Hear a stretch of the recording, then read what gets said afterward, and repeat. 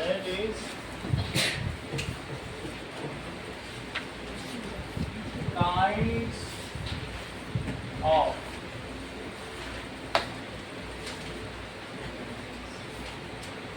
So, on the basis of format of sentence, we can subdivide into 5 different categories. What are these? First is declarative sentence. That is assertive भी कह सकते हैं इसको, declarative या assertive sentences. Such sentences are opinion.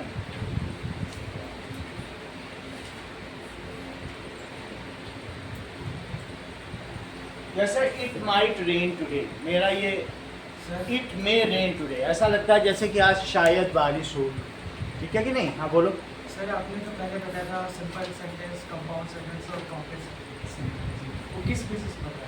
वो इस basis पर है कि सेंटेंस में कितने वर्ब और कितने सब्जेक्ट। ये इस बेसिस पर है कि क्या क्वेश्चन में क्वेश्चन पूछा जा रहा है, आज्ञा दी जा रही है, या एक स्टेटमेंट है जो वैलिड या इनवैलिड हो सकता है। तो स्टेटमेंट अगर वैलिड या इनवैलिड हो वो सब इसमें आएंगे ऐसा। और अगर किसी में 2-2 वर्ब और 2-2 सब्जेक्ट हैं तो उसमें हम कंपाउंड कहते हैं। इफ एंड देन एक कंडीशनल है तो कॉम्प्लेक्स से आएंगे, और अगर सिंपल एक वर्ब और एक सब्जेक्ट है तो सिंपल। वो सब्जेक्ट एंड वर्ब की संख्या क्या है, लेकिन ये किसके आधार पर है जरा इसे देखें। These sentences are opinion, observation. Observation, that is Taj is very beautiful, this scenery is very beautiful. ये एक observation किसी का हो सकता है, या फिर क्या हो सकता है? Information. Information का मतलब जैसे that is the capital of India is New Delhi, और या फिर fact 2 + 2 makes 4, ये फैक्ट हो सकता है, या 2 + 2 makes 5, ये भी हो सकता है, क्योंकि एक वैलिड है और एक इनवैलिड है। तो जिसमें वैलिडिटी सबके लिए या तो सत्य है या असत्य है, सत्य भी हो सकता है असत्य भी हो सकती है कोई चीज़। मैं कहूँ 2 + 2 makes -3, इट इज़। तो जिस सेंटेंस में वैलिडिटी पुट की जा सके, सारे एक्सियम, सारे थ्योरम, सारे पोस्टुलेट इसमें पुट किए जा सकते हैं, क्योंकि उनमें वैलिडिटी को हम क्वेश्चन कर सकते हैं, भाई इसकी वैलिडिटी क्या है, तो पूछी जा सके, वो भी इसमें आएगा। सही है कि नहीं? तो दैट इज, ये सारी चीजें जिसमें हों तो that is called now such sentences are opinion, observation, information और fact based. Fact based. जैसे it might rain today. फिर से देखो, you may, दोनों का अलग अलग मतलब है। You may go to toilet, इसका मतलब परमिशन है। इसका क्या मतलब है? Permission. You may go to toilet, दो अलग अलग चीजें हो गई, वो भी खैर इसी में आ जाए। You may go to toilet, ठीक है कि नहीं? अच्छा, माइट मतलब पॉसिबिलिटी, पॉसिबिलिटी हो, तो he might be in Jaipur, वो शायद जयपुर में हो। जहाँ संभावना की बात की जाए वहाँ माइट लगाएंगे। May I go to toilet ma'am, yes you may go to toilet. तो जहाँ परमिशन की बात की जाए, यू मे स्विम, ठीक है? और आई can swim, I have all my 4 limbs और हाइंड लिम्स, मेरे 4 लिम्स भी हैं, आगे वाले पैर और पिछले वाले पैर भी हैं, तो इसलिए स्विम कर सकता हूँ। And all are intact, that's why I can swim. तो कैन स्विम का क्या मतलब है? एबिलिटी। एबिलिटी। जबकि यू मे स्विम का क्या मतलब है? समझ में आ गई बात कि नहीं? तो जैसे यू कैन स्विम और यू मे स्विम का फर्क समझो। यू मे स्विम, ये दोनों में एक है। यू कैन स्विम का मतलब है एबिलिटी, और इसमें क्या हो गया? परमिशन। और अगर मैं कहूँ यू शुड स्विम तो क्या हुआ? ऑर्डर। बोलो। सजेशन। It is suggestion. समझ में आ गया कि नहीं? तो यू शुड हेल्प बेगर्स। तो ये उसको सजेस्ट कर रहा है। बेगर्स यू ought to, ठीक है, रिस्पेक्ट एल्डर्स। ये इन दोनों में क्या फर्क है? यू शुड हेल्प, तुमको चाहिए। शुड का क्या मतलब होता है बोलो? चाहिए। और यू शुड, ये सब चाहिए, तुम्हें गरीबों की मदद करनी चाहिए। तो ये तुमको एक सजेशन है, बिल्कुल सजेशन है। और जबकि ये चीज क्या है? Civic sense. जैसे एक बूढ़ा आदमी बोले कि यू ought to, बोले कि तुमको करनी चाहिए, अब तुम्हारी मर्जी करो या ना करो, बोले हैं हम तुम्हारी रिस्पेक्ट करेंगे, जाओ जाओ निकलो यहाँ से, हम क्यों करेंगे? ought to का मतलब है कि it is your civic sense, ठीक है कि नहीं? गुड सिविक सेंस कि तुम्हें करनी चाहिए। और कोई ये कहते यू मस्ट गो नाउ, तो क्या इसका मतलब क्या हुआ? तुम बिल्कुल यहाँ से अवश्य चले जाओ। ऑर्डर दे दिया इसको। Otherwise you will face their consequences, तुमको इसका भुगतान करना पड़ेगा। समझ में आ गया कि नहीं? तो यू मस्ट का क्या मतलब होता है? अवश्य चाहिए। That is you must go now, तो अवश्य चले जाना चाहिए, ऐसा प्रिंसिपल कह सकता है। तो ये जितनी भी चीजें हैं ये मॉडल्स हैं, मोड ऑफ ड्यूटी। तो मोड ऑफ, कोई जो वर्क होता है जो उसको करते हैं बताते हैं तो उसको क्या कहते हैं? बोलो। मॉडल। मॉडल्स। मॉडल्स भी, काम करने का तरीका भी डिक्लेरेटिव सेंटेंस में ही आता है, सब इसी में आ जाए। ओके, कर्तव्य समझ में आई बात कि नहीं? All models come in this. यहाँ देखिए, इट माइट रेन टुडे, तो ये क्या बताया गया? बोलो यहाँ पर कि ये हो सकता है, ये मेरा ओपिनियन है। वास्तव में यहाँ पे ये एक ओपिनियन है, मैं अपना ओपिनियन रख रहा हूँ। इंडिया माइट विन टुडे, तो ये अपना ओपिनियन हो सकता है ना? तो इंडिया माइट विन टुडे, ठीक है। दिस पिक्चर इज ब्यूटीफुल, दूसरे ओपिनियन में। या सीनरी इज ब्यूटीफुल। तो इस तरीके से ये एक ऑब्जर्वेशन हो गया, ये मेरा ऑब्जर्वेशन है कि भाई ये सुंदर है। Information, that is new Delhi is capital of India, ठीक है। इसी तरीके से Aizawl is capital of Mizoram, ठीक है। तो अलग अलग हम ऐसा बता सकते हैं। इसी तरीके से किसी को भी टाटा नगर is capital of Arunachal Pradesh, जहाँ जहाँ की कैपिटल बताना हो, ठीक है ना। अब ये सारी चीज़ें इंफॉर्मेशन हो गई। और फैक्ट क्या है? 2 and 2 मेक्स 4। फैक्ट भी हो सकता है, और 2 and 2 मेक्स 5।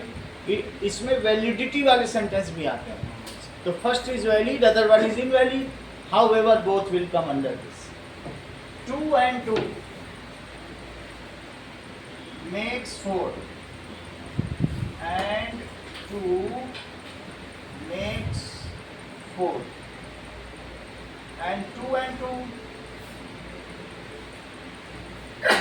makes 5। तो ये वैलिड है, हमें यहाँ वैलिडिटी चेक नहीं करनी किसी चीज की कि ये वैलिड है या नहीं है, बट ये इनवैलिड। तो पहले टाइप का सेंटेंस हो गया कि असर्टिव सेंटेंस, घोषणात्मक वाक्य, जिसमें किसी चीज की घोषणा की जाए तो उसको असर्टिव कहेंगे, ठीक है। अब जरा देखो, assertive sentences are of 2 types. Assertive sentence तो घोषणा करने वाले होते हैं, तो ये घोषणात्मक वाक्य है। लेकिन ये 2 तरीके के होते हैं, एक अफर्मेटिव और दूसरा नेगेटिव। मतलब एक पॉजिटिव और एक नेगेटिव। जैसे स्वीकारात्मक, किसी चीज को स्वीकार किया जाए, और दूसरा कौन सा होगा? नकारात्मक। जैसे आई वेंट टू स्कूल, अब इसका नेगेटिव क्या बनेगा रिद्धि?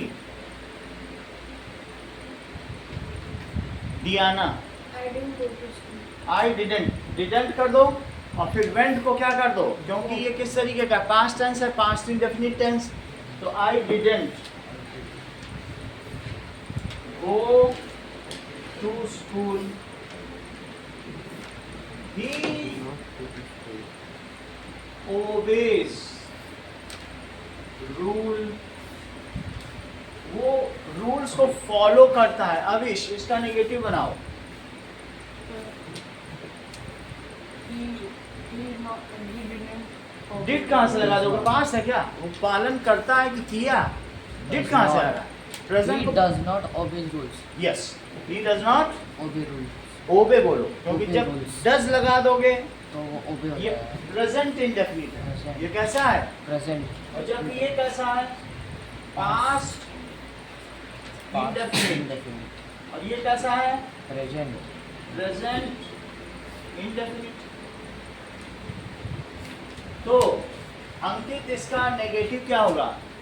बोलो। डिड क्यों लगाते हो? मैं नियमों का पालन करता हूँ, तो मैं नियमों का पालन नहीं करता हूँ, ये कहोगे कि मैंने नियमों का पालन नहीं किया। तुम पास्ट में क्यों चले जाते हो? क्या तुम कोई राजा हो? राजा लोग पास्ट में हुआ करते थे, तो तुम अपनी बात करो। He does not. हाँ, he does not, बोलो, He does not obey rules. ओबे, है ना? जब डस लगेगा तो यही यस वहाँ चला जाएगा। He does Does not not obey rules. obey rules. अब ये देखो, I go to college now. इसका अनुष्का बताओ। I do not go to college. I do not go to college. ये भी सेम चीज है। So I do not go to college. ये लगता है ना कॉलेज में? मैंने तो ये लगाया है. क्या लगता है?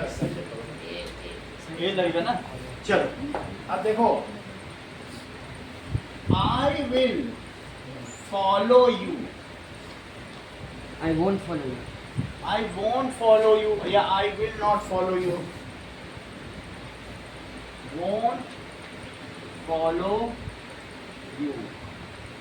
ठीक है? कोई किसी किसी में जो ब्रिटिश इंग्लिश है उसमें विलंट होता है, लेकिन अमेरिकन इंग्लिश में इसी को वोंट बोलते।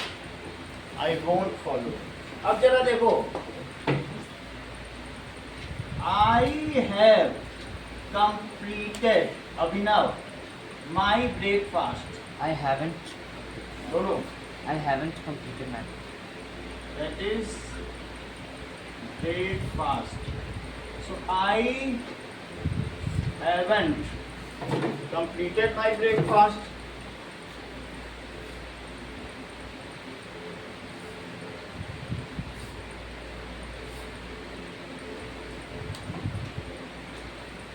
वैसे तो ये साइन ऑफ पोजीशन होता है, इस चीज को क्या कहते हैं?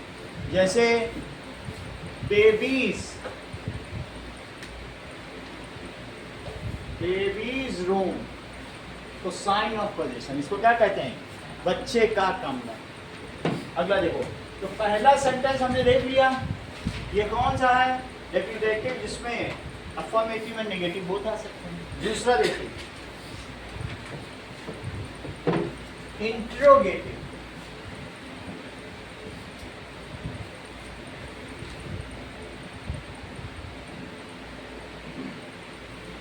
इंट्रोगेटिव सेंटेंसेस क्या होते हैं? It asks question. समझ में आई बात? It asks question. Interrogative sentences दो तरीके के होते हैं, either it is made from helping verb और it is made from interrogative pronoun. अभी हम लोग पार्ट्स ऑफ स्पीच पढ़ेंगे तो 14 तरीके के प्रोनाउन देखेंगे कौन कौन तरीके से होते हैं, उसमें से एक इंटरोगेटिव प्रश्नवाचक सर्वनाम भी एक होता है, तो वहाँ देख लेंगे। आने वाला है इसके बाद। तो ये दो तरीके से बनते हैं, यूजिंग हेल्पिंग वर्ब, और दूसरा किससे बनता हो दरवाजा, using helping verb. Helping verb and other is using सर्वनाम इंटरोगेटिव इंटरोगेटिव प्रोनाउन प्रोनाउन। जैसे I went to school, Gavnika, इसका जरा हेल्पिंग वर्ब यूज करके सेंटेंस बनाओ।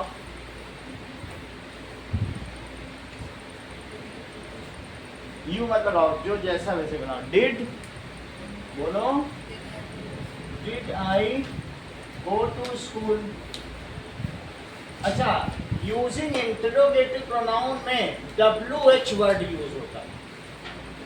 What, who, where, whom, when, ये सभी होते हैं WH से बनते हैं, ठीक है।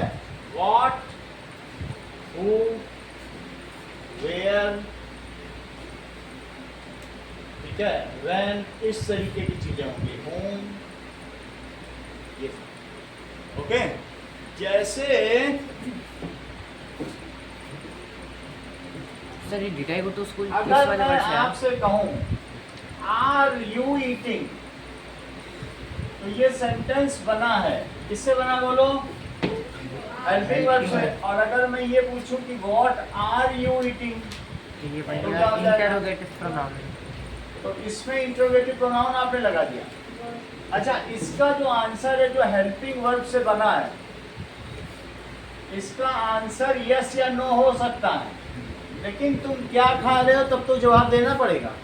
आपने कहा yes, are you eating, yes. Yes. What are you eating, dosa. Dosa की सही यहाँ पे है। आंसर देना पड़ेगा। यहाँ पर आपको आंसर देना पड़ेगा। समझ में आ रही आंसर बात देना की नहीं? पड़ेगा। सो जब भी हेल्पिंग वर्ब हो, ये इंटरोगेटिव Interrogative प्रोनाउन होगा, pronoun. Then you have to answer. Answer तो ये इंफॉर्मेटिव होता है, इसमें इंफॉर्मेशन छिपी रहती है। आप किसी से कुछ भी इंफॉर्मेशन निकालना हो तो वर्ड फाइंड का यूज करके कर सकते हो, बहुत कुछ निकाल सकते हैं इंफॉर्मेशन। हाँ तो इट information आएगा। Is interrogative pronoun. Interrogative pronoun हाँ, इसको इंटरोगेटिव प्रोनाउन बनाओ जिज्ञासा। आई वेंट टू स्कूल का बनाओ। डिड भी लगा रही हो, वेंट भी लगा रही हो, डिड के साथ सेकंड फॉर्म वर्ब की। ये अपने आप में बहुत बोल्ड स्टेप है, डिड आई तुम्हारी बहादुरी मानी जाएगी। दिग्विजय बोलो। Did I go to school did, ये बहुत अच्छा किया। व्हेन डिड, व्हेन लगाया, देखो बहुत बड़ी बात है। जब मैंने इनसे कहा इंट्रोगेटिव, तो ठीक है, इन्होंने इसे कई तरीके से बनाया। Where did I go, when did I go to school, समझ में आ गया कि नहीं? Why did I go to school, इन्होंने 3 तरीके से बनाया। मैं स्कूल क्यों गया, वेयर डिड आई गो, मैं कहाँ गया। ठीक है, समझ में आ गई? गो लगाना है, वेंट नहीं लगाना। वेंट लगाने से 5-6 नंबर आपके 80 में प्यार से चले जाएंगे। अगर वेन डिड के साथ आपने सेकंड फॉर्म लगा दी तो टीचर समझ जाएगा ये बच्चा सतही है, छिछला है, इसके अंदर कोई ज्ञान नहीं है क्लास। डिड के साथ तो फर्स्ट फॉर्म ही लगे। वो लगाया यही चीज़ पूरी ग्रामर में आपको सीखनी है। और सभी गलती क्षम्य है, बट ये अक्षम्य है। समझ में आ गई बात? तो इसको मन में रख लो। डिड आते ही यहाँ की बिजली चमक जाए। तो 3 तरीके से आप फिर से बनाओ अभी जो मैंने बोला रिद्धि, इसी को। वेयर डिड आई गो, और बोलो कहाँ पे, when did I go to school. इसमें तो स्कूल लग सकता है ना, मैं स्कूल कब गया, तो स्कूल। व्हेन और बोलो why did I go to why, ये भी हो सकता है। हाउ में तो why did I go to school, मैं स्कूल क्यों गया जब मुझे समोसा ही बेचना था। ये बात मन में आ सकती है, ठीक है, बड़ा पाव बेचना था। नाउ नेक्स्ट इज, अगला क्या बताना है? How did I go to school, बग्घी में बढ़ चढ़ के गया कि हाथी पे बैठ के गया। हाउ भी लगता है इसमें। हाउ भी लग सकता है। How did I go to school,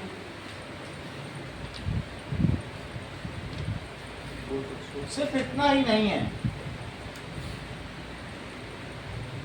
देखो ये सारी चीजें बनेंगी, इसके अलावा भी आस्किंग परमिशन, ठीक है, फॉर ये मॉडल से बनने वाले भी, can you swim, yes I can swim, but if you teach me then only I can swim. मेरे हाथ पैर सही हैं, हाँ आता नहीं है मुझे, तो जो आई कैन स्विम बोल रहा है वो स्विम कर भी सकता है नहीं भी कर सकता है, इसका मतलब उसके पास हाथ पैर इंटैक्ट है, वो स्वस्थ है और वो किसी भी तरीके से वो उसमें इम्पेयर्डनेस नहीं। समझ में आया कि नहीं? तो विकलांग नहीं है, तो हम क्या कह सकते हैं कि मॉडल से बनने वाले क्वेश्चंस भी यहाँ आएंगे। मे आई गो टू वॉशरूम तो आएगा, कैन यू स्विम आएगा, सही है। Go to washroom, can you swim, shall I help you, कभी आप ट्रेन में हो किसी बूढ़ी लेडी को बैग उतरवाना हो तो शैल आई हेल्प,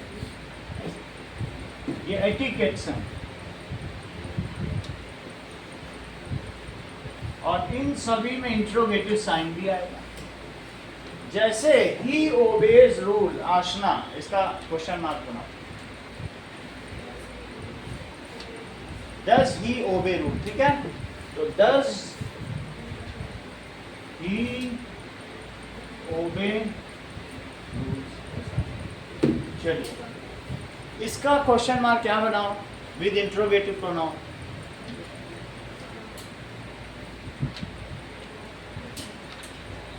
बनाते जाओ, लेट मत करो। इस मतलब वो कहाँ ओबे करता है, कहाँ करता होगा, सब जगह करता होगा, कैसा? हाँ? Did it मत लगाओ, टेंस मत लगाओ, why does he obey rules, why लगा दो, सही है कि नहीं? Why does he obey rules, When does he obey rules? when does he obey rules, ये भी बात सही हो सकती है। जब उसको घर में खाने पीने को अच्छा अच्छा मिलता है, मम्मी कहेंगे अच्छा ये करोगे तो चॉकलेट मिलेगी, यस यस। when some कुछ किसी तरीके से प्रेफरेंसेस दिए जाते हो तो उसकी नीड्स फुलफिल होती हो तब भी कर सकते। डज है तो डज पे ही लगाओ, डिड मत करना, ये नहीं there was a king and king is going to jungle, was से शुरू किया फिर इस कर दिया फिर हैड लगा दिया, ऐसा नहीं करना। And now king will have 3 queens, ये भी नहीं। अगर तुम पास्ट पे चला रहे हो कोई पैराग्राफ तो पास्ट के चारों यूज कर सकते हो, प्रेजेंट पे चल रहा है तो प्रेजेंट के चारों यूज कर सकते हो, कोई गलती नहीं है। और फ्यूचर पे चला रहे हो तो इनडेफिनिट भी यूज कर सकते हो, कंटिन्यूअस भी यूज कर सकते हो, परफेक्ट भी यूज कर सकते हो, परफेक्ट कंटिन्यूअस भी चारों यूज कर सकते हो, बट जो आपका टेंस है वही रखोगे, सही है। तो क्या हो जाएगा, व्हेन डज ही ओबे रूल्स। अगला देखें, तो हमारे दो हो गए, एक तो डिक्लेरेटिव हो गया और दूसरा कौन सा हो गया, interrogative.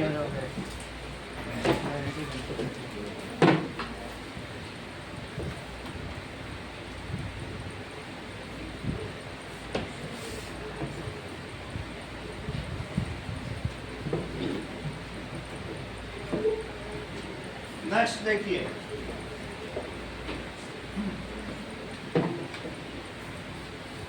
Okay, that is imperative sentence।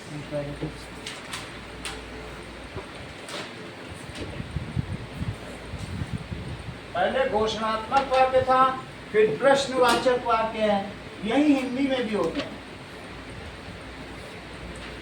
Imperative का मतलब आदेशात्मक वाक्य, ये संस्कृत में भी पाणिनि की बनाई हुई जो व्याकरण है उससे हिंदी बनी है, और हिंदी यानी जो देवनागरी लिपि है और उसी से ये बनी है इंग्लिश।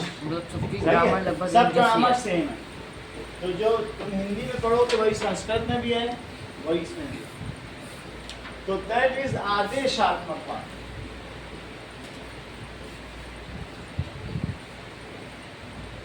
चलिए, इम्परेटिव सेंटेंसेस का क्या मतलब है, इट इंक्लूड्स या it includes command, request, suggestion and कोई एडवाइस हो और प्रोहिबिशन।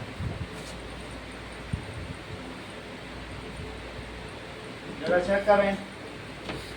जैसे कि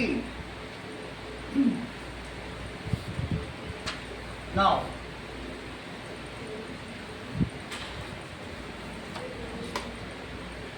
commander said turn left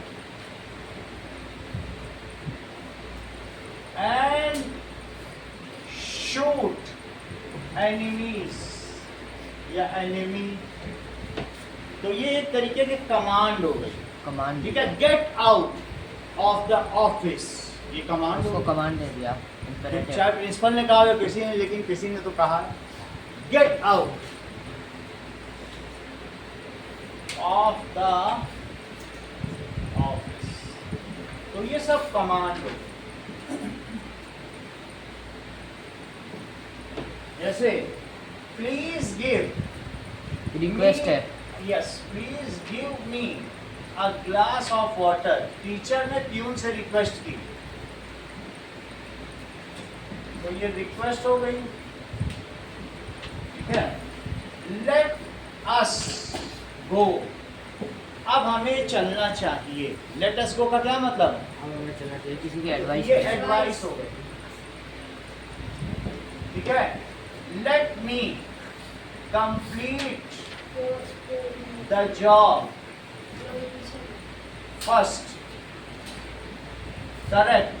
जैसा कि मैंने बताया किसी ने एडवाइस दी है कि मुझे पहले काम कंप्लीट कर लेंगे, तो लेट लग रहा है तो एडवाइस, जस्ट हमें ये काम करने दो। लेट मी गो, ये भी एक तरीके का, ठीक है। तो अगर लेट अस गो यहाँ एडवाइस और लेट मी है तो ये रिक्वेस्ट हो गई। अगर अपने लिए कही जा रही तो रिक्वेस्ट है, let me complete the job. और लेट अस है तब एडवाइस हो गई, ठीक है कि नहीं। लेट मी गो, मुझे जाने दीजिए, तो यहाँ क्या हो जाएगा? और ज़्यादा करना है और हम तो प्लीज़ लेट मी गो, तब तो वो है। फिर भी ये अभी भी ये रिक्वेस्ट है। और प्लीज़ लेट मी करने में मोर हम्बलनेस है, तो ये रिक्वेस्ट है। Let us go to fair, तो ये एडवाइस हो गई। यहाँ कोई वो थोड़ी है प्लीज़। और अगर और ज़्यादा करना मोर हम्बलनेस, तो प्लीज़ लेट मी गो, तो मोर हम्बलनेस, हम्बल रिक्वेस्ट, ठीक है। अब ये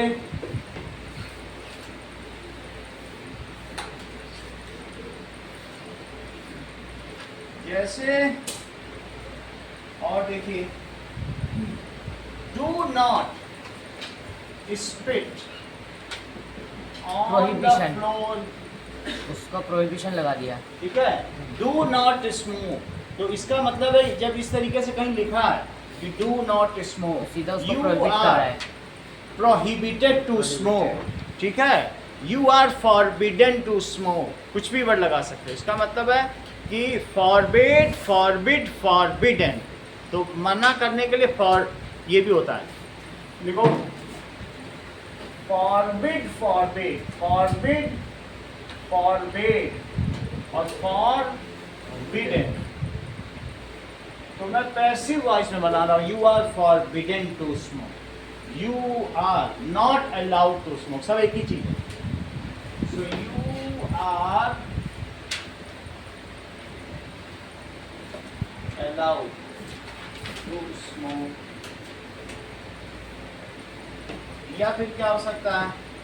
you are forbidden to smoke. Passive voice में अलग से सिखाऊंगा, नरेशन, पैसिव वॉइस को लास्ट में जब थोड़ा सा ग्रामर आ जाएगा तो बताएंगे। बस अभी आप सेंटेंस को समझते जाइए, ये सब आगे आगे आएंगे। ये एक तरीका prohibition, imperative prohibition.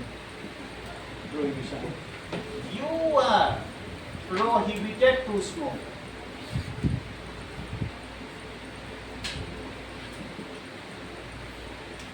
you are forbidden to smoke.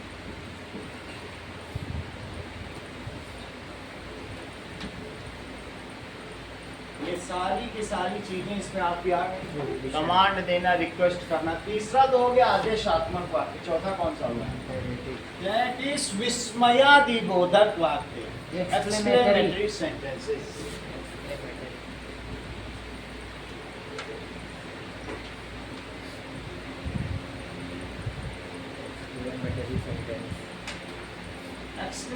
Sentences का क्या मतलब होता है? दैट इज सडन, सरप्राइज हाँ। में लगाओ, कोई सरप्राइज वाली बात। सरप्राइज हो गया, सडन एक्शन, सरप्राइज। और deep sense of feeling. Sir deep sense of feeling मतलब? बहुत गहरी भावना। Alas I lost my child, तो ये डीप सेंस है।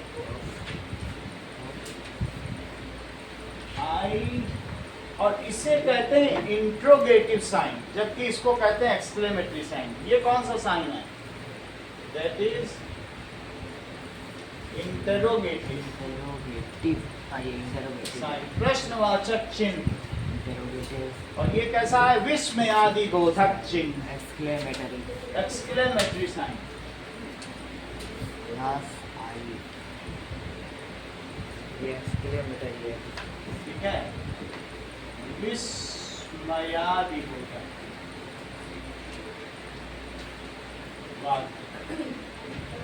Alas, I lost my suitcase. Hurrah, we won the match.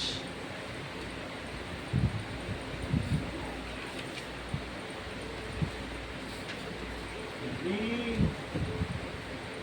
won the match. Wow, what a beautiful Taj it is.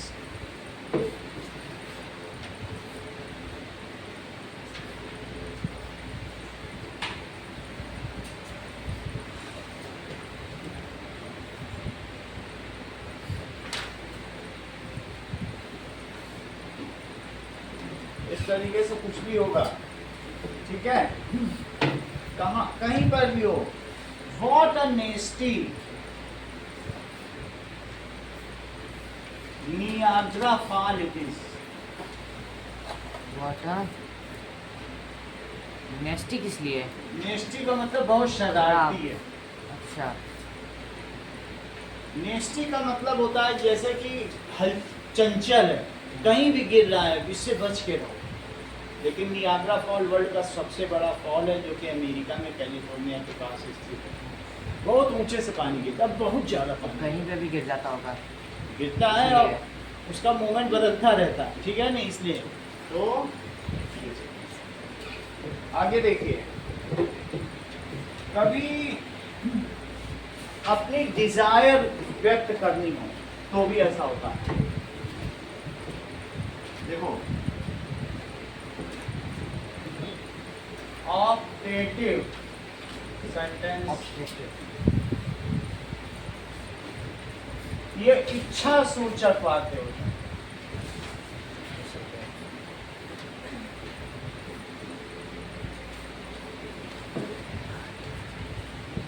ठीक है, इसमें क्या होता है?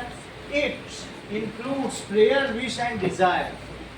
It includes prayer, wish and desire. जैसे मे गॉड हेल्प यू, भगवान आपकी सहायता करे। May God help you. May you all pass in good grade। तो ये भी हो गया। में लग गया तो इसका क्या मतलब है? अध्रे में लगने का मतलब है कि भगवान में, ठीक है कि नहीं, यहाँ कोई परमिशन नहीं ली जाती है, क्योंकि ये इससे पता चल रहा है एक्सट्रीमिटी। तो यहाँ से पता चल रहा है। लिव लॉन्ग आवर प्रेसिडेंट, जिंदाबाद, लिव लॉन्ग। हमारे राष्ट्रपति लंबा जिए, हाँ। यानी द्रौपदी मुर्मू बहुत जिए। लिव लॉन्ग आवर प्रेसिडेंट, ऐसा होगा। वुड दैट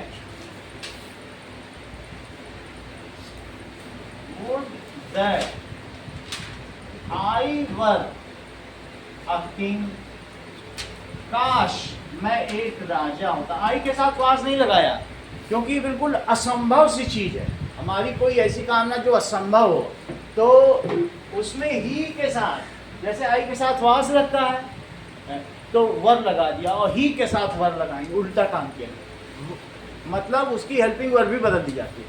काश मैं एक राजा हूँ, यदि होता किन्नर नरेश में राजमहल में रहता, यदि मैं परियों का शहजादा होता तो राजमहल में रहता, सोने का सिंहासन होता, सिर पर मुकुट चमकता, निस्दिन नौबत बजती रहती दरवाजे पर मेरे, वो ढोल नताशे बजते रहते, और सतरंगी मछलियाँ तैरती नित आंगन मेरे। ठीक है कि नहीं? ये सारी चीज़ें वो सोच रहा है, अगर मैं परियों का शहजादा होता तो मोर नाचते आंगन, मेरे आंगन में मोर नाचते होते, और ऐसे नौबत बजती रहती, तो ये होता तो वो होता। माखनलाल चतुर्वेदी की कविता है, उन्होंने बहुत बड़ी कविता लिखी कि ऐसे ऐसे मैं करता। ठीक है, तो काश मैं एक राजा हूँ।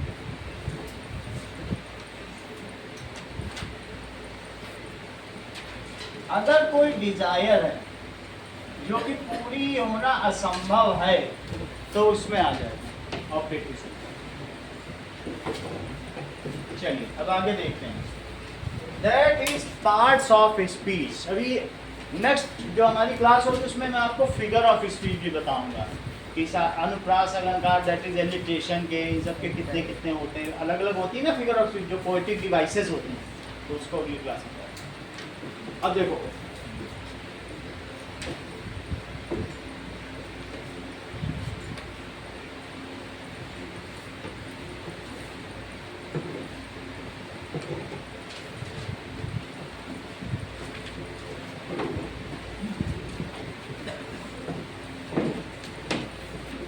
पार्ट्स ऑफ स्पीच क्या होती है?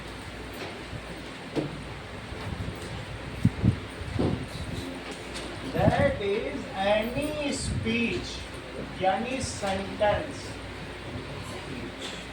can be subdivided into many parts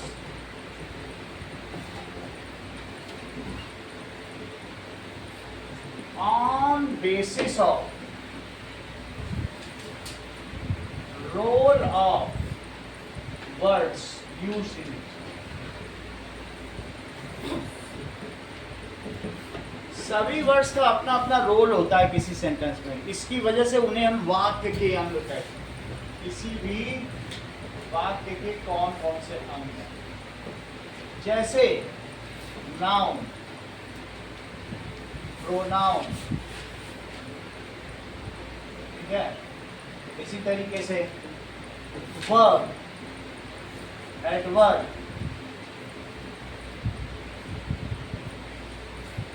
ठीक है। Now preposition, preposition, conjunction, interjection, conjunction,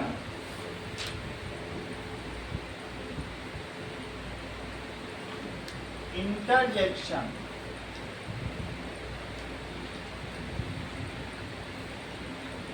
और क्या हो सकता है? ठीक है, एक डिटरमाइनर भी इसमें आ जाएगा। ये सारी चीजें होंगी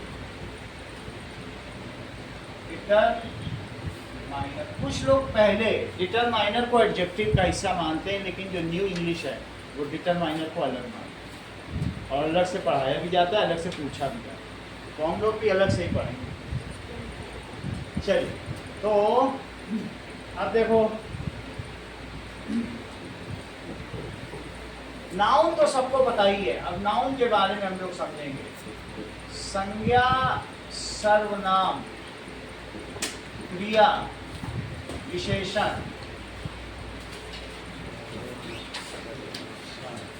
और ये सारे के सारे इसको कहते हैं अव्यय। तो ये हम आगे पढ़ेंगे। हिंदी में अवयव कहते हैं समानाधिकरण अवयव, व्याधिकरण अवयव, अलग अलग तरीके से इसके नाम हैं। हिंदी में ऐसे पढ़ा जाता है, लेकिन है सभी। इन सबको एक एक करके करें। जैसे नाउन में किसी चीज़ का नेम आएगा, अगर नेम किसी पर्टिकुलर पर्सन का है तो जैसे मोहन, अगर किसी जाति का है तो ह्यूमन, एक स्पीसीज है ना मोहन, मोहन ह्यूमन स्पीसीज है। या इसी तरीके से काउ, ये सब इसमें आ जाएगा। टॉमी, ये डॉग का नाम हो सकता है, तो डॉग भी इसमें आएगा और डॉग का नाम भी आएगा टॉमी। इसमें नदियों के नाम आ सकते हैं और इसी तरह से देश का नाम आ सकता है, राज्य का नाम आ सकता है, यूएसए, इंडिया, सब आ सकता है। Name of anything. स्टेट क्या इसमें आएगा कि नहीं आएगा? कंट्री, क्योंकि कंट्री भी एक तरीके का प्रजाति है, देश होते हैं कि नहीं, तो कंट्री, इंडिया भी आएगा और कंट्री भी आएगा। ठीक है, जैसे अलग अलग तरीके की नाउन्स होंगी तो उनमें हम देखेंगे जातिवाचक संज्ञा, व्यक्तिवाचक संज्ञा, समूहवाचक संज्ञा, इसी तरीके से भाववाचक संज्ञा, धातुवाचक संज्ञा, पदार्थवाचक संज्ञा, वही सब नाम है। अभी हम इसको इसमें भी देखेंगे। इंडिया तो आएगा, कंट्री भी आएगा। फ्लीट आ सकता है क्या? Collective noun. फ्लीट किसका होता है? नेवी का, शिप्स का फ्लीट होता है, सही कि नहीं? फ्लॉक आ सकता है, flock Flock of birds. Birds हो सकता है, फ्लॉक आ सकता है, ये सब इसमें आ जाए। कोई मटेरियल आ सकता है, गोल्ड आ सकता है, वुड आ सकता है, वुड, वो गोल्ड Bunch of आएगा। keys. ठीक है, बाकी तो हम आगे देखेंगे, बट नाउन के बारे में थोड़ी सी बात बताएं। हाँ. ठीक है, जैसे मैं कहूं कि किसी भी चीज के बारे में जो सब्जेक्ट की जगह आ जाए, जैसे childhood is a very good state of life, तो चाइल्डहुड सब्जेक्ट की जगह आया है, उसकी जगह राम लिखते, मोहन लिखते, वो भी राम इज वेरी गुड, ऐसा स्टेट ऑफ माइंड। तो जो भी चीज सब्जेक्ट की जगह आ जाए वो सब नाउन ही होगी। Noun. क्या हो जाएगी? जैसे चाइल्डहुड, तो ये अवस्था भी हो गई, एब्स्ट्रैक्ट नाउन में आ गया, तो वो भी हम इसमें देखेंगे। चाइल्डहुड। Childhood. Abstract noun. अब अगला देखो, प्रोनाउन जो इनकी जगह यूज किया जा सकता है, जैसे इन सब की जगह मोहन, काम, इन सब की जगह क्या किया जा सकता है? ही, शी, इट, और मोहन की जगह हु भी किया जा सकता है। अगर Mohan has gone to USA, तो who has gone to where? Where भी आ सकता है। Interrogative noun. Interrogative noun. क्योंकि लगेगा. वो भी तो किसी की जगह आया है, बस नाम. जो नाउन के Yeah. प्लेस पर आए, वो सब इसमें आ गया। तो इसमें. हु हैज गॉन टू, ये सब इसमें आ गया। ठीक है, अब जरा देखो, इसके अलावा मी, माई, यू, ये सब तो तुम जानते हो, दे, देयर, इट, ये सभी चीजें, माई सेल्फ, ज़्यादातर चीज़ें आप जानते हैं, बस मुझे इसकी अलग अलग कैटेगरीज आपको बतानी है, वो इस पर जाके बताएंगे। इसी तरीके से वर्ब क्या हो सकता है? It is the action verb, Action word. word. कहीं पर भी वर्ब कई तरीके से हो सकते हैं। पिछली बार में मैंने बताया था ऑक्सिलरी वर्ब भी होता है, मोडल्स verb. होते हैं, हेल्पिंग वर्ब्स होते हैं, इसके अलावा मेन वर्ब्स भी होता Main है। verb. तो इसमें मे, माइट, वो मैं Intransitive flow chart verb, verb का अलग से transitive बताऊंगा। verb. जब वर्ब बताऊंगा तो पूरा फ्लो चार्ट बताऊंगा वर्ब में क्या क्या होता है। तो मे, माइट, कैन, कुड, ये सब तो होगा ही। इसी तरीके से शैल, शुड, ये सब हेल्पिंग वर्ब है, सही है। और लेकिन इसके अलावा मेन वर्ब भी आएंगे। मेन वर्ब में क्या हो सकता है? प्ले, गो, कुछ वर्ब्स ऐसे होते हैं जो ऑब्जेक्ट पे इम्पैक्ट डालते हैं और कुछ नहीं डालते हैं। जैसे आई स्लेप्ट, तो इसका किसी पे क्या इम्पैक्ट हो सकता है? आई क्राइड, तो कुछ जो अपने आप पे ही इम्पैक्ट डालते हैं वो इंट्रांजिटिव वर्ब है, जो ऑब्जेक्ट पे इम्पैक्ट डालते हैं। Transitive. ठीक है, आई हिट, हिट किया किसी को तो उस पर इम्पैक्ट आए Transitive. तो वो ट्रांजिटिव। ऑब्जेक्ट पे इम्पैक्ट पड़े तो ट्रांजिटिव, वो सकर्मक क्रिया, और न पड़े तो अकर्मक क्रिया। Intransitive. तो प्ले, गो, स्लीप, क्राई, ये सारी चीजें हो जाएंगी। जबकि एडवर्ब क्या होता है? क्रिया विशेषण. क्रिया की विशेषता होता है। I walked slowly, Slowly. धीरे धीरे चला। ऐसे। तो धीरे धीरे चलने का क्या मतलब है? कैसे चला? तो वो एडवर्ब हो गया। How the work is done. हाँ, स्लोली, फास्टली, सही है कि नहीं? या वेरी फास्ट, ये सब Quickly. इसमें आएगा। ठीक है, आई क्राइड लाउडली, Loudly. तो हम ये देखते हैं दीज आर क्वालिफाइंग, ये किसको क्वालिफाइंग करते हैं, दे क्वालिफाई, प्रियांशु ये किसे क्वालिफाई कर रहे हैं, दैट इज एडवर्ब को लिखो क्रिया विशेषण, ये क्या चीज क्रिया है, विशेषण। क्रिया की विशेषता बता रहा है। तो that is they qualify, verb को जो क्वालिफाई किया, काम तुमने कैसे किया, धीरे से किया, तेज किया कि smartly, I have done my job smartly, ठीक है ऐसे। जबकि एडजेक्टिव इसमें छूट गया है, एक और आगे लिखो, एडजेक्टिव तो लिखा ही नहीं है, फिफ्थ एडजेक्टिव आएगा, दैट इज विशेषण, एक्टिव पैसिव वॉइस, क्या चीज, एक्टिव पैसिव वॉइस, ये सब नहीं, नहीं, ये किसी वाक्य के अंग है, उस वाक्य में क्या क्या होगा वो भी मैं बताता हूँ, तो ठीक है। ये विशेषण क्या होगा, जो विशेष- किसी चीज के गुण बताता हो, वो क्वालिफाई कैसा है। करता हो, जो नाउन नाउन को और या pronoun। प्रोनाउन का, हाँ, अब मुझे मालूम नहीं है कि मतलब प्रोनाउन कौन है, वेरी ब्यूटीफुल ही, वो मालूम ही नहीं मुझे कौन जा रहा है, वॉज वॉकिंग स्मार्टली, स्मार्टली चल, तो अब प्रोनाउन की भी विशेषता बता Pronoun की भी सकता है, विशेषता, और नाउन की noun की भी विशेषता, विशेषता। क्वालिफाई नाउन एंड प्रोनाउन, सही है। qualifies both nouns। Blue bull Blue hit bull। मी बैडली, नीले सांड ने मुझे बहुत बुरी तरह टक्कर मारी, ऐसा हो सकता है, हाँ, ब्लू तो ब्लू बुल, ब्लू हो जाएगा यहाँ पे। तो ये क्वालिफाई किसे करता है बोलो, नाउन प्रोनाउन दोनों को, बोथ। नाउन एंड प्रोनाउन को भी करेगा।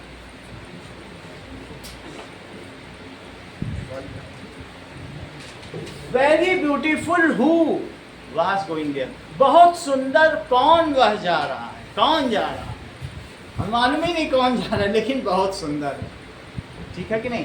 तो इसका मतलब है प्रोनाउन को भी करता है, इवन इंट्रोगेटिव जो होते हैं प्रोनाउन उनको भी क्वालिफाई, उनको भी। वो हम सेंटेंसेस में देखेंगे, ब्लू में भी होता है ये। जैसे ब्लू बुल, हाँ, ठीक है। So I am smart in class, तो ये आई को कर रहा है ना, स्मार्ट किसको कर रहा है, आई एम स्मार्टर देन अंकित, तो प्रत्युष कहेगा मैं स्मार्टर हूँ, तो इसका मतलब है कि अब इसने Degree of comparison। समझ में आ गया कि नहीं, तो कई तरीके की डिग्री होती हैं, हाँ। तो एक पॉजिटिव डिग्री है कि I am smart in class, अब इन्होंने कंपेयर कर लिया, हाँ। I am Degree of smarter comparison than लगा। Ankit, I am smartest in class, मैं पूरी क्लास में सबसे ज़्यादा स्मार्टेस्ट हूँ।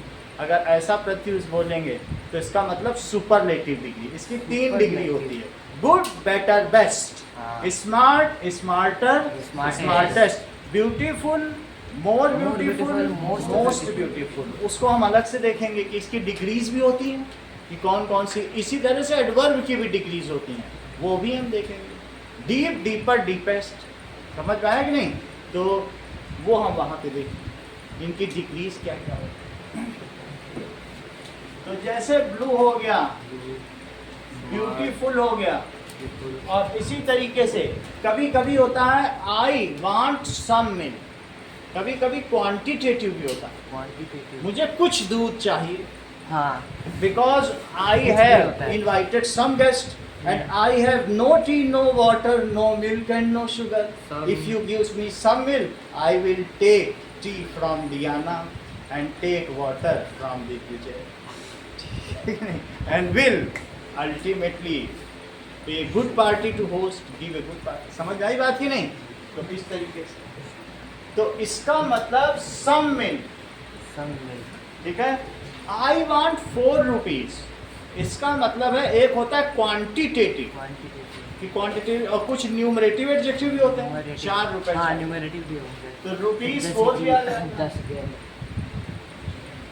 Jaipur is 600 miles away from Jodhpur, तो ऐसा डिस्टेंसेस भी आ जाएगा। न्यूमरेटिव में भी डिस्टेंस को कौन क्वालिफाई कर रहा है, कितनी डिस्टेंस है, ठीक है, हाँ। तो ये सब एडजेक्टिव होते हैं। एडजेक्टिव। अगला देखो, preposition, position of an object के लिए इन, एट, ओवर, अंडर। प्रीपोजिशन का क्या मतलब है कि जैसे this is house of Ram. Ram. तो ये दो अलग अलग चीजों में संबंध स्थापित करता है, दो नाउन में भी कर सकते हैं, नाउन में भी। ठीक है। हाँ हाँ।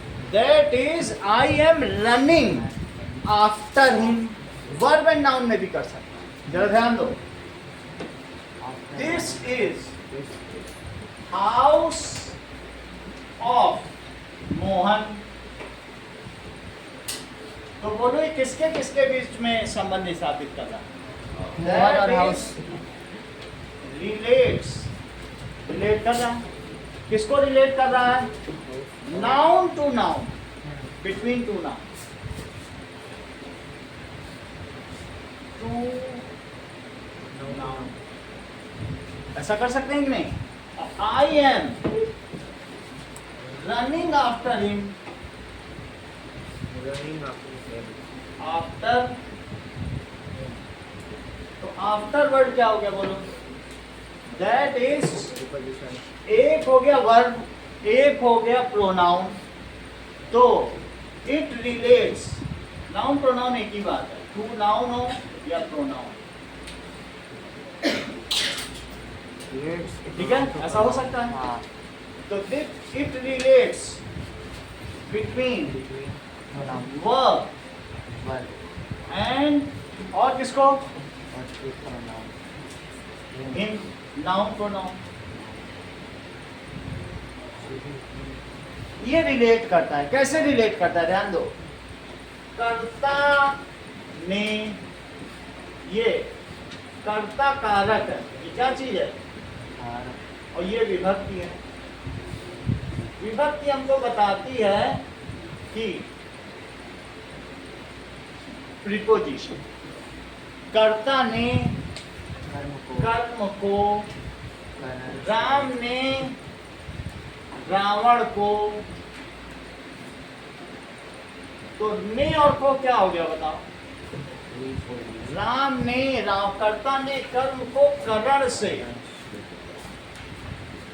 ठीक है, राम ने रावण को, अब से का मतलब यहाँ जुड़ना हुआ। जुड़ने का मतलब है कि मैंने पंपकिन को चाकू से काटा, मैंने कद्दू को चाकू से काटा, तो जुड़ गए, तो वहां करण से हुआ, सही है। और पेड़ से पत्ता गिरा, पेड़ से जुड़ा हुआ था वाला। जब से हो तो विद होता है, ये विद के लिए, और अगला वाला से फ्रॉम के लिए। तो लीफ, ठीक है, fallen down from tree, I cut a कद्दू विद चाकू, तो विद आएगा। बोलो बात समझ में आई कि नहीं? जुड़ने में विद लगाओ और अलग होने में क्या लगाओ? फ्रॉम लगाओ, ये विद वाला। तो वहां पर तो विद से नहीं है। अगर मैं कहूं कि तीर से मारा, तो तीर जब सब कुछ सब्जेक्ट के संदर्भ में किया गया, तो तीर तो राम से छूट गया ना, समझ में आ गया कि नहीं? तो कर्ता ने कर्म को करण से संप्रदान के लिए, संप्रदान के लिए यानी सीता के लिए मारा। किसके लिए मारा? सीता के लिए। फॉर सीता, तो अलग अलग राम ने मारा, ठीक है ना। तो यहाँ पर ये जितनी भी चीजें तुमको मिल रही हैं, ये सब प्रीपोजिशन है। ये सब क्या है? प्रीपोजिशन। प्रीपोजिशन।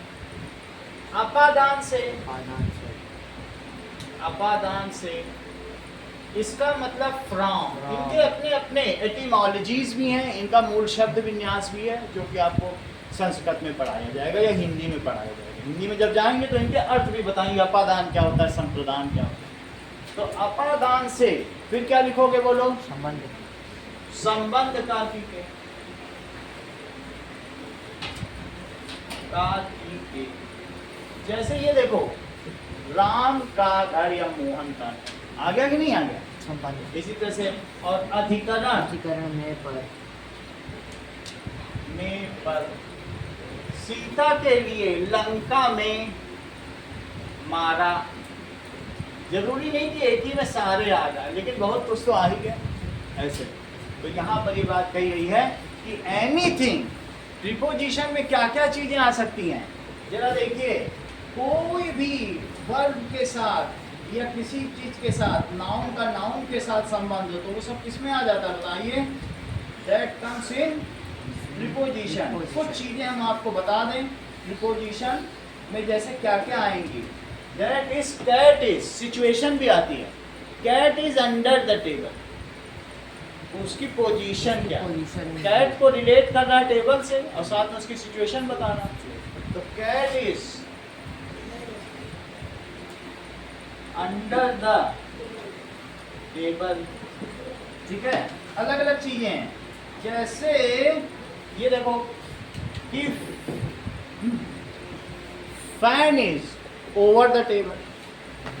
लेकिन अगर किसी चीज की सिचुएशन तुमको पोजीशन पता ना चल सके तो एयरक्राफ्ट इज फ्लाइंग, ऐसा हो सकता है। तो जैसे aircraft is flying over the city, और fan is above the table, और fan is upon the table, छू जाए तो अपॉन है, अपॉन है, ऊपर सही है कि नहीं? लेकिन यहाँ हो तो इसको क्या कहेंगे? अबव। और aircraft is flying over the city, निश्चित ना हो तो ओवर। इन सब चीज़ों को बाद में देखेंगे, लेकिन आप कुछ एग्जाम्पल्स लिख लीजिए प्रीपोजिशन के क्या होते हैं। जैसे टू, ऑफ, इन, इनटू, ये सब चीज़ें हो सकती हैं। ऑन, ऑन टू, जिसमें किसी तरीके का मूवमेंट हो। Cat jumped into the well, now cat is in the well. जब गति हो वो into. I entered into the room, now I am in the room. तो cat jump into the well, इसका मतलब है इसमें क्या है? काइनेटिक्स है, मोशन है।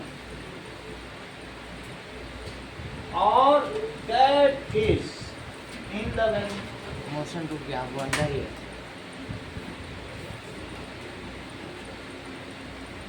Cat jump upon the desk, up on, मतलब now cat is on the desk, jump upon, उसके ऊपर कूदी। ऊपर कैट jump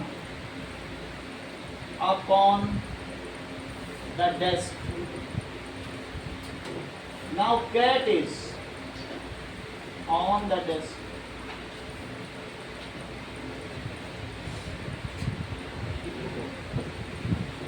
fan is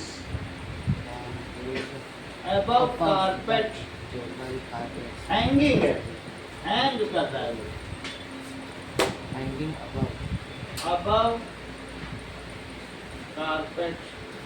जबकि एयरक्राफ्ट उसकी कोई निश्चित नहीं है हमको कि कहाँ पे है, is flying over the city. समझ में आ गया? इन सभी चीजों में क्या प्रीपोजिशन पहचान पा रहे हैं? कैट को वेल से जो जोड़ रहा हूं, upon, on, above, over, so these are various। फिर भी preposition बहुत बड़ा ही हमारी ग्रामर को अच्छा कर सकता है। We will see in a detailed manner later on। अगला देखो, preposition के बाद जो हमारा 7th parts of speech है, that is conjunction। conjunction का मतलब क्या होता है? जो दो वाक्यों को जोड़ता है। To And join, to use or two words, two phrases or two sentences। two words को भी जोड़ सकते हैं, जैसे Tejas and Avish are going to eat golgappa. ये दोनों जा रहे हैं क्योंकि अभी अभी दोनों ने 10-10 रुपए का पेन बेचा है, अभी इसका गोलगप्पा दोनों खा रहे हैं, सही। तो that is, it is used to join two words. Two words और टू सेंटेंसेस। कंजंक्शन लिखो।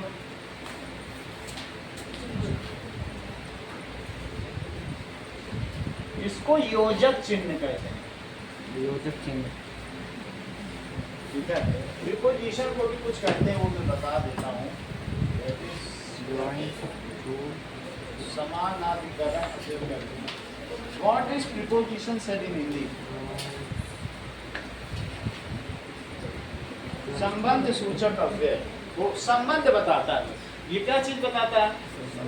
अव्यय हमने बताया ना, ये सब अव्यय के हिस्से हैं। तो समानाधिकरण, व्याधिकरण, संबंध सूचक, 3 सब उसमें आए। अव्यय है, अव्यय का मतलब देखो, जो वैसे का वैसा बने।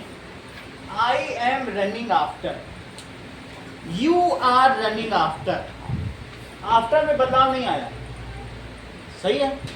अगर मैं ऐसे कहूं मैं धीरे धीरे जा रहा हूं, तुम धीरे धीरे जा रहे हो, वे धीरे धीरे जा रहे हैं, वह धीरे धीरे जाएगी, हम सब धीरे धीरे जा रहे होंगे। क्या इन सब में धीरे धीरे बदला? सब कुछ बदल गया।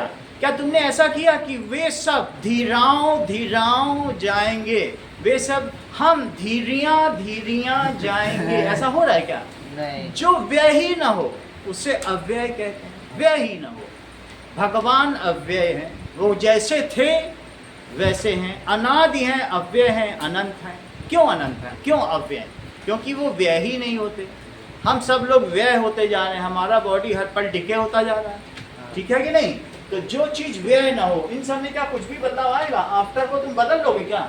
If tense is change, if gender is change, अगर टेंस चेंज कर दो, जेंडर चेंज कर दो, या इसके अलावा उसका न्यूमरल सिंगुलर प्लूरल कर दो, तो भी बदलाव नहीं, कुछ भी बदलेगा नहीं। तो इसलिए ये कौन सा है बताओ? संबंध सूचक अव्यय है। जो दो लोगों में संबंध तो बताए लेकिन व्यय न हो, वैसे का वैसा बने। अब बाद को तुम कैसे बदल दोगे? बादियां कर दोगे क्या, या कुछ और कर दोगे? कुछ थोड़ी कर सकते हो। बाद तो बाद ही है, मैं उसके पीछे बाद पीछे भाग रहा हूँ, तुम उसके पीछे भाग रहे हो, हम सब उसके पीछे, पीछे कहाँ बदल रहे?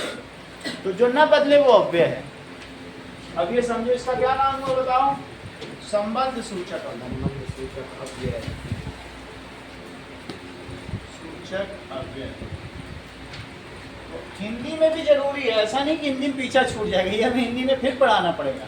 तो मैं थोड़ा सा बता दे रहा हूँ, इसके पूरे हिंदी में भी 50 मार्क्स का अपना रोल है, वहाँ बताना ही पड़ेगा।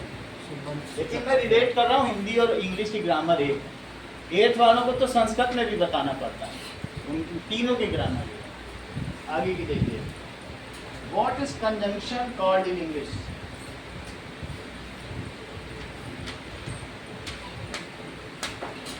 What is conjunction called in Hindi? योजक चिन्ह या संयोजक चिन्ह, इसको तो सीधा है। अब इसमें देखो, जो कंजंक्शन होते हैं, it is used to join two words of sentences, used to join two words, two phrases or two sentences.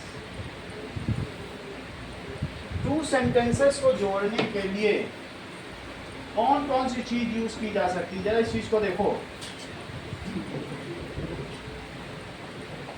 Conjunction से हम बहुत सारे सेंटेंस बना सकते हैं। Conjunction, it is used to make complex and compound sentences. If you pass, I will give you a chocolate. Then I will give you a chocolate. तो if और then conjunction हो गए। तो इनसे क्या बनाया जा सकता है? यदि तुम पास होगे तो तुम्हें मैं एक चॉकलेट दूंगा, ठीक है कि नहीं? तो इसका मतलब कंडीशनल सेंटेंसेस। कंडीशनल सेंटेंसेस, यदि घर में बच्चा होगा तो ढोल नताशे बजेंगे। इसका ये मतलब नहीं कि अगर घर में ढोल नताशे बज रहे हैं तो बच्चा ही हुआ, उल्टा नहीं सत्य होता इसका। हाँ, बच्चा होगा तो ढोल नताशे बजेंगे। तुमको चॉकलेट मिली, इसका जरूरी मतलब नहीं कि तुम पास ही होगे, हो सकता है तुमने किसी और चीज में एक्सेल किया हो। तो हम किसी, तो उल्टा सत्य नहीं होता है, ठीक है? It is one way implication, और किसी किसी में बोथ वे इम्प्लीकेशन भी होता है। यदि तुम पास होगे तो ही तुम्हें चॉकलेट मिले, तब ये बोथ वे इम्प्लीकेशन होगा। अगर मुझे चॉकलेट मिलती है, it implies that I got good division. ये गुड, समझ में आ गई बात की नहीं? तो एक होता है वन वे इम्प्लीकेशन और एक क्या होता है? Both way implication. तो मोस्टली हम लोग जिंदगी में वन वे इम्प्लीकेशन करते हैं। बच्चों पे कठिन शर्तें नहीं लगाते माता पिता की बोथ वे इम्प्लीकेशन की, तभी चॉकलेट देंगे, और नहीं तो चॉकलेट ही नहीं देंगे, ऐसा नहीं। तो ये दो तरीके के सेंटेंस, तो जैसे Ram and Mohan are going to fair, तो क्या दो वर्ड्स को जोड़ा इसने? हाँ, दो वर्ड्स को जोड़े तो भी कंजंक्शन है, जैसे एंड, और, दैट, इफ, देन, ये सब कंजंक्शन है। देखो इस चीज को, तो क्या चीज हो गया? एंड हो गया, And और हो all गया, is दैट then हो गया। ये सब इसके कंजंक्शन है। और जरा देखिए, एज वेल एज, ठीक है। और इसके अलावा और क्या हो गया? बोथ, ये सब चीज हो गया। जैसे राम एंड मोहन, both तो are Ram going to and Mohan Ram and are Mohan are going to fair, ठीक है। ऐसा हो सकता है। तो हमने दो को जोड़ दिया कि नहीं? The father of nation, nation and saint of Sabarmati,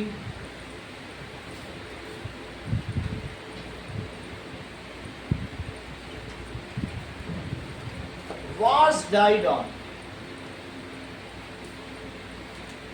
31st January 1948. Father of nation and saint of Sabarmati. हमने उनका नाम भी नहीं लिया, लेकिन लोगों को पता है। हाँ। तो ये हमने दो फ्रेज को जोड़ दिया। तो किसके किसके लिए यूज होता है बताइए? To phrases. कनेक्ट कर दिया कि नहीं? हाँ। दे दी हमें आजादी बिना खड़ग बिना ढाल, और साबरमती के संत तूने कर दिया कमाल। तो संत है और वो मर गए। तो अब ये एडवर्बियल फ्रेजेस, इट इज ये एडजेक्टिव फ्रेजेस हैं। एडजेक्टिव क्यों है? क्योंकि ये महात्मा गांधी के लिए यूज किए गए। लेकिन कोई हमने एक वर्ड तो नहीं कहा कि good Gandhi died on. Good होता तो एडजेक्टिव होता। जब हम बहुत सारे वर्ड एक साथ यूज करते हैं तो फ्रेज बन जाते हैं, ठीक है कि नहीं? तो अब इस चीज को, वाक्यों के समुच्चय को फ्रेज करते हैं। तो this is for conjunction of adverbial phrase. Ram is guilty and Mohan is innocent. इसका मतलब दो सेंटेंसेस को जोड़ दिया, ऐसा भी बन सकता है। Ram is guilty and Mohan is innocent.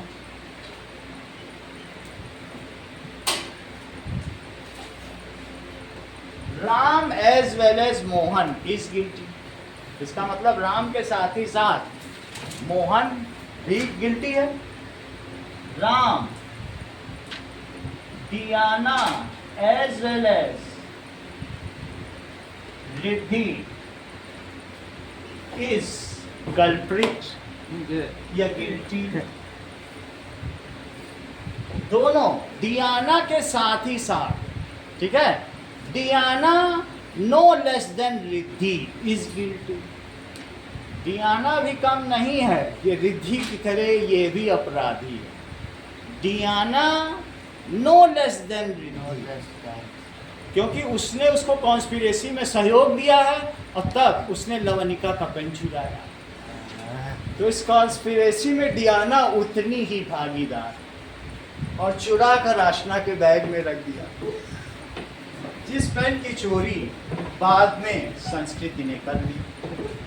अब आगे देखो, ठीक है।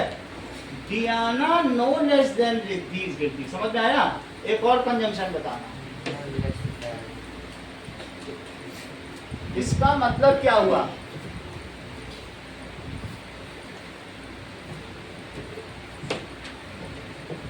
That means Tejas no less than Avish is guilty.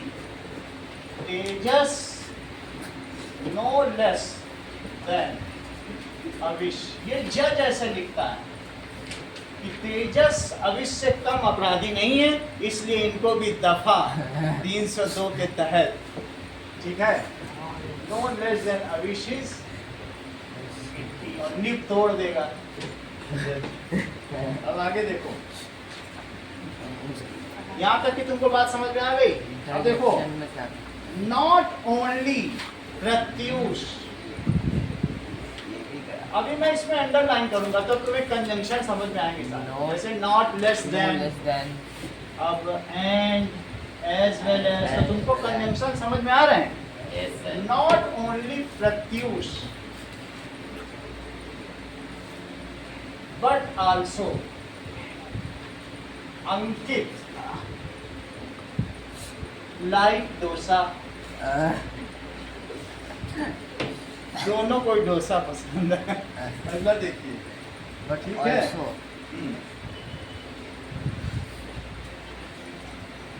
Mohan is poor. Mohan is poor still he is honest. तो क्या आप इसमें कंजंक्शन बता सकते हैं? still, honest. तो सेंटेंस को जोड़ने के कई कई तरीके हैं, लेकिन हमें आपको बताना पड़ेगा कि इनको किन कैटेगरीज में डिवाइड किया जाए, तब तुमको कंजंक्शन के सारे टाइप्स पता चलेंगे। तो वहाँ पर subordinate clause, ordinate clause, main clause सब पता चलेगी जब हम कंजंक्शन पे आएंगे। अब आगे देखिए। फिर इतना अगर आप पढ़ लोगे, अलग से आपको बुक की ग्रामर भी नहीं पढ़ने की जरूरत पड़ेगी, क्योंकि जितना आप पढ़ लोगे ना, आप देखते ही जैसे हिंदी करते हो ना, वैसे इंग्लिश भी करने लग जाओगे। अब आगे देखो। Now next is conjunction. तो आपने समझ लिया ये कौन सा टाइप है, दैट इज 7th टाइप। अब अगला देखो, इंटरजेक्शन। तो 8 कितना कौन सा हुआ? इंटरजेक्शन। ये भी वाक्य इसके बिना प्रूव नहीं होता है। मतलब it is the word which expresses sudden feeling, कर्तव्य, जैसे हुर्रा, अलास, वाओ, ये सब किसमें आते हैं? So such word express deep या sudden, deep feeling या sudden surprise. Such words express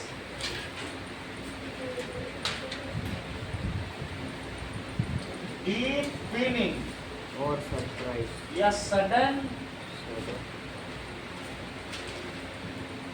surprise. अगर एक्सक्लेमेटरी सेंटेंस हम बनाते हैं तो क्या उसमें मैं वाव को अलग कर दूंगा? नहीं, तुम पार्ट्स ऑफ स्पीच नहीं हो, तुम निकल जाओ इंग्लिश से, ऐसा कहूंगा क्या? कुछ भी होगा, वो तो पार्ट्स ऑफ स्पीच है, ये वाक्य का अंग है ना, तो उसे हम अलग कैसे करें? सो दैट इज, जैसे जॉय के लिए अगर आपको बहुत खुशी है तो हुर्रा कहते हैं। इसी तरीके से ग्रीफ के लिए अलास, इन सब का यूज किया जाएगा, लेकिन सबके साथ एक्सक्लेमेटरी साइन रहेगा। सरप्राइज के लिए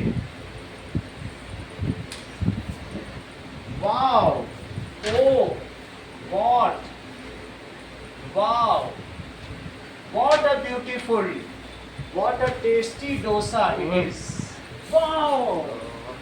इसमें पनीर भी पड़ा है, किशमिश भी है। ठीक है। अप्रूवल। सर हाँ, सर वो हुर्रा नहीं होता, हुर्रा होता है। हुर्रा, हुर्रा, हुर्रा भी हो सकता है। ये हुज्जा या हुर्रा, दो होते हैं। हुर्रे हुर्रे को तो बोलते हैं सर। अब वो आप ऐसे कर दो, मुझे पता करना पड़ेगा, मैंने कहीं देखा नहीं। अगर हुर्रे भी बोलते हो तो ठीक है, अदरवाइज हुज्जा और हुर्रा दो वर्ड। हुज्जा भी मैं लिखा देता।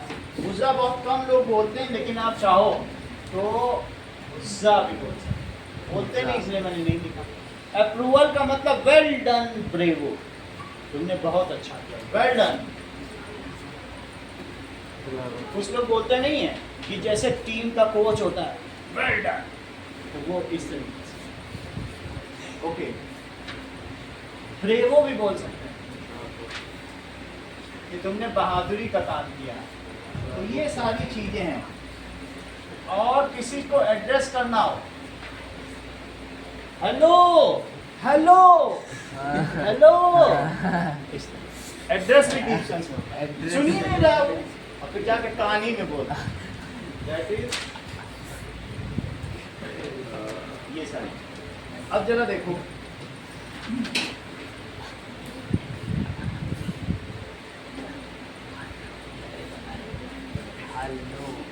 कभी कभी हम लोग प्रोनाउन का भी इस्तेमाल करते हैं। वॉट, सरप्राइज के लिए, what a lame excuse it is, तो वॉट का यूज हुआ कि नहीं? वॉट, ये कैसा बेहुदा एक्सक्यूज है, ठीक है ना, सिली एक्सक्यूज,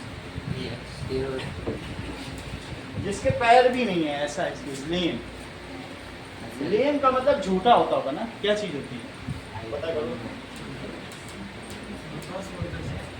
किसी को मालूम है तो बताओ। Meaning of lame in Hindi, senseless झूठा होता है, ठीक है ना। तो इस चीज को भी कर सकते हैं। तो कभी कभी ऐसे सीधा सीधा भी यूज किया जा सकता है। अगला देखिए, now ninth part of speech क्या है? नाइन्थ पार्ट ऑफ स्पीच है yes determiner.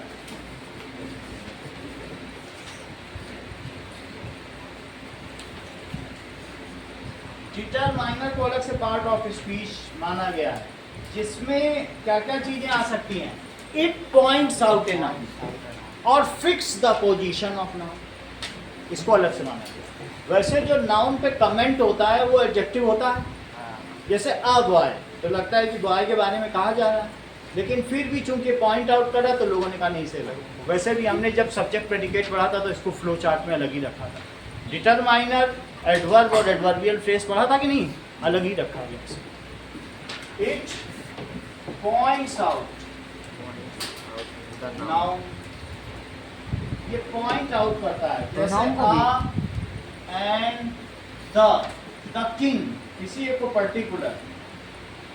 This boy is guilty, that boy is honest, this that, these guys are nasty, These, those guys are,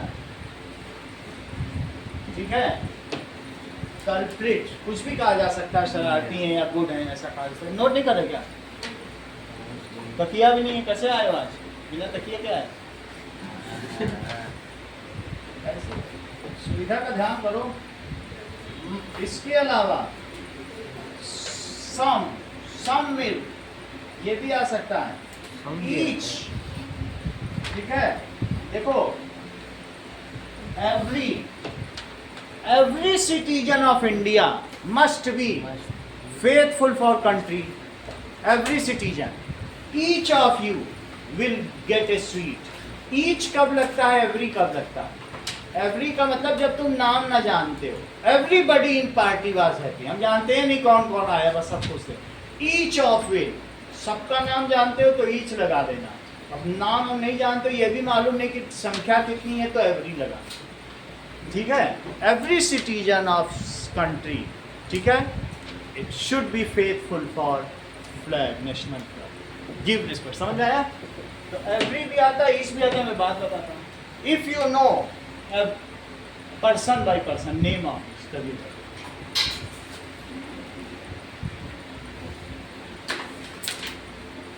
no personally, if number is large,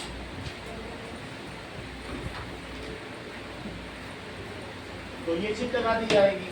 तो इस तरीके से ये सारे के सारे इसमें आएंगे। many, much, few, several, many, much, few, several, ये सब डिटरमाइनर है, जिनके बारे में हम आगे पढ़ेंगे। अब और देखो, ठीक है,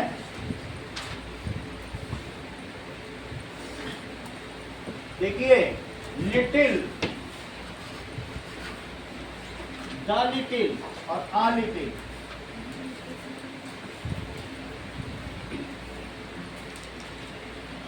ये सब इसमें है। अगर मैं कहूं देयर इज लिटिल मिल्क अदरक इन द ग्लास, इसका क्या मतलब? गिलास में बहुत थोड़ा सा दूध है। बहुत, आप भी बताओ, मेरे तो बता दिए। यस, यानी गिलास में दूध की एक बूंद भी नहीं। अभी नया गिलास खरीद, बहुत बड़े तेजस ने सबसे पहले बताया। There is little money in my pocket, मेरे पास एक फूटा कॉइन भी नहीं, एक सेंट भी नहीं, एक पैसा भी नहीं। और there is a little milk in my pocket, there is little money which is insufficient to fulfill the need, there is the little money but it is sufficient to fulfill my and your need। बोलो, बात समझ आई? हाँ, adjective में भी सम लिखा है और determine, तो दोनों में हम ये बताएंगे कि किस तरीके से यूज़ होगा। मैं पहले बता रहा हूँ कि एडजेक्टिव में पहले से यूज़ किया जाता था, लेकिन अभी जो न्यू इंग्लिश है उसमें डिटरमाइनर को अलग से पढ़ाया जा रहा है। तो एडजेक्टिव में है, और फिर अगर आपसे कहा जा रहा है तो डिटरमाइनर में आप नेट में भी चेक कर लेना। Determiner in new English part it is a different parts of speech, इसको अलग माना। तो कहीं कहीं में अगर डिटरमाइनर आ जाता है तो कोई बात नहीं, ओल्ड इंग्लिश ग्रामर की वजह से आया, वही चीज़ फिर यहाँ भी पढ़ाते हैं। ठीक है, फिर और डिटेल बताएंगे। देखो, there is little milk in the glass, that is no milk.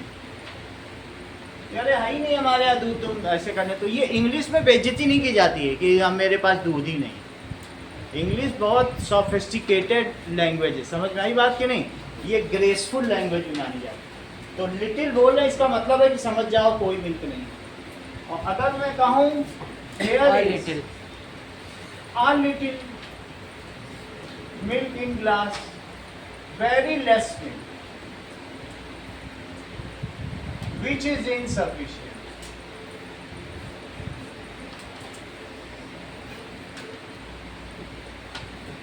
The little milk in glass. The कब लगाएंगे? ये a little है, ये little है और ये the little. In the glass is sufficient to fulfill need of you. इसका मतलब sufficient है।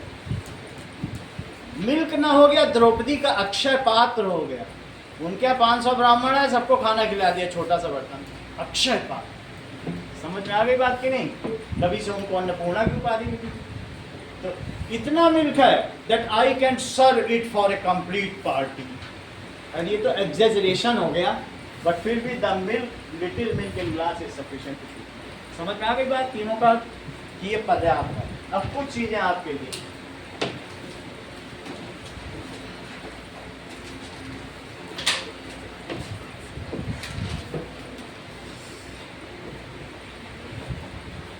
कितनी पार्ट्स ऑफ स्पीच बताई हैं? 9 में कि 8 है? 9 चलो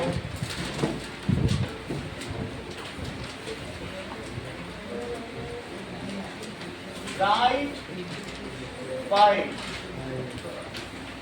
types of sentences and give 2 examples for it.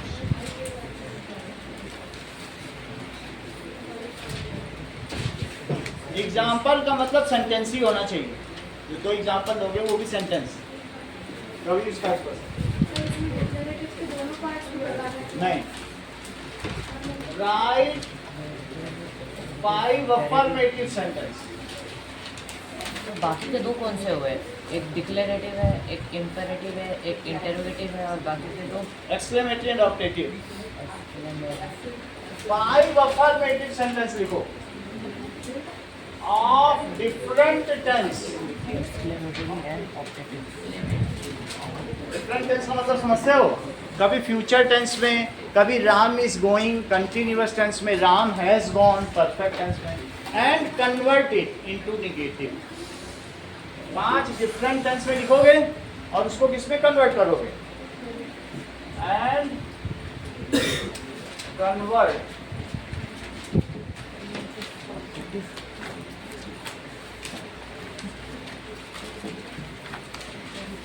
Right 9 parts of speech and give 4 examples for it. इसमें सेंटेंस नहीं लिखना है, इसमें दिस दैट ये साथ कुछ लिखना है। 4 examples for it.